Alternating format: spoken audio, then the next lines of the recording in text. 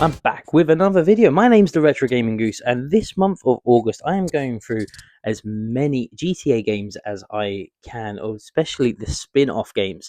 So if you haven't seen the video, last week's video was on GTA London, and this week we're moving on to another spin-off game that originally came out on the PlayStation Portable. I think it was the PSP game that originally came out on. Yeah, we're going to talk about this game because I don't think a lot of people know that it actually had a release on the PlayStation 2. We are talking about Grand Theft Auto Liberty City Stories, not to be confused with Stories from Liberty City, which is a completely different game that we will cover in time. But at the moment, we are just talking about Liberty City Stories. So this game came out on the PlayStation 2, and it is surprisingly fun. It is a sort of like well, you're going back to the same map as GTA 3. GTA 3 is one of the most legendary games of all time, and yeah, it's just a fun rant. This is what the actual case looks like. You can get that sort of mixed up with any other case. And the thing that I like about these old PlayStation 2 cases, you get to hear the opening case now, is that it comes with apparently tissue in it. It always comes with these really nice sort of like boxes, like box art. But this is all like plasticed up because from where I bought it from, I think I've had it for a while. I bought it from an actual collector. But all the manuals have such lovingly crafted games. But anyway, what is good about this game? Well, let's get into it now.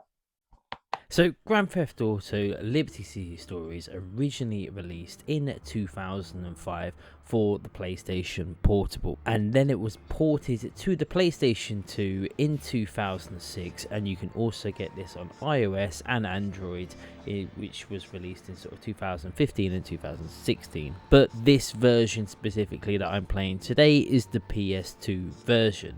Now, the main character of this game is Tony Cipriani, a former mobster who is returning back to Liberty City after laying low for a few years, and he quickly becomes involved in the Leon crime family.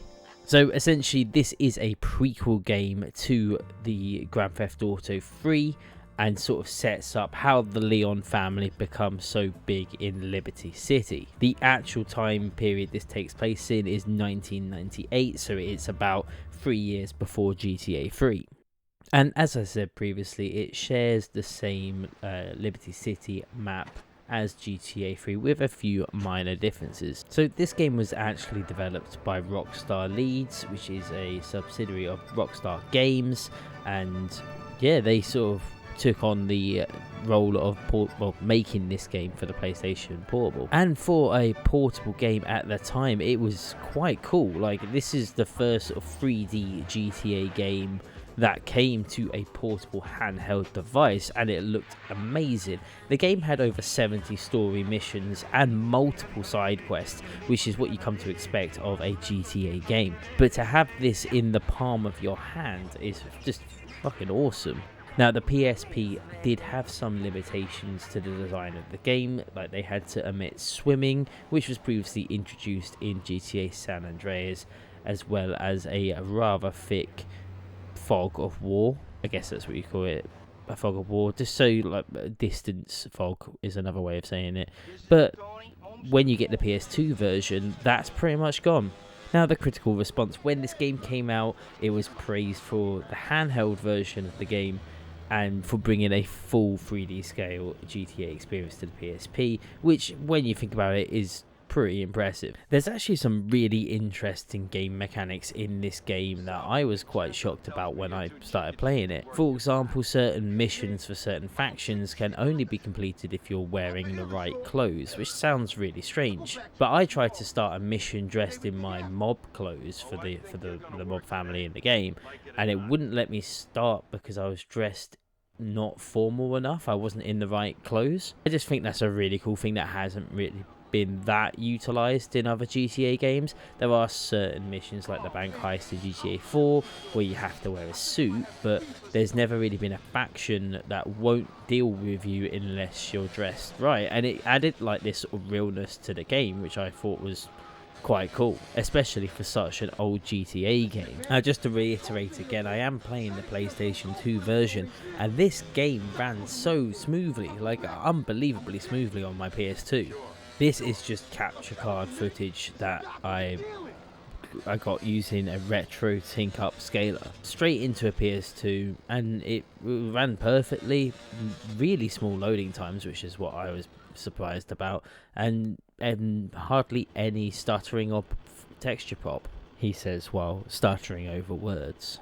Now, if there was one thing that I think lets the game down a little bit, and it is an absolute minor thing, more of a sort of like of the era issue than it being a game issue, but the shooting is pretty shit. Like, it's not the best. You just lock on, you just shoot. There's no cover mechanics, things like that. Well, none that I was told about at this stage. And that kind of is what GTA was back in the day, but it reminded me that this game reminded me how bad the shooting was back then. Even stuff like manually aiming is quite hard to do. Might not have helped that while trying to do this it was pissing down with rain in game, but it is still just very basic lock on and shoot mechanic. As you can see here, I was very lost in a construction site trying to figure out where to go until I figured out where to go. Another very minor complaint as well is that sometimes the camera does have a little bit of an issue,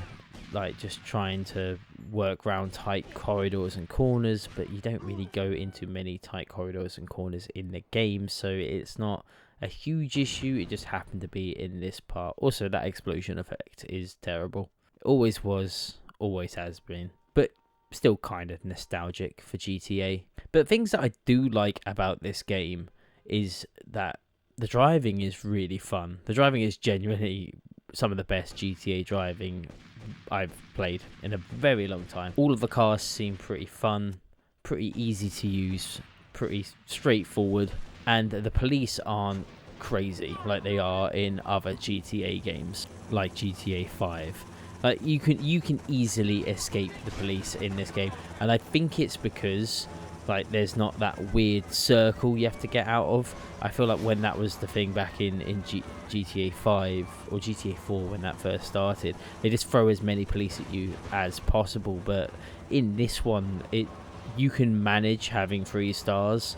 You're not having like crazy people trying to hit you all the time, coming out of nowhere. He says, I just like, this is just some terrible driving by me. I think I immediately got punctures and just tried to drive a car 4 wheels, and it was still fun though. That's a good bit. It was fun and manageable, unlike more recent GTA games where this sort of stuff is incredibly hard to deal with.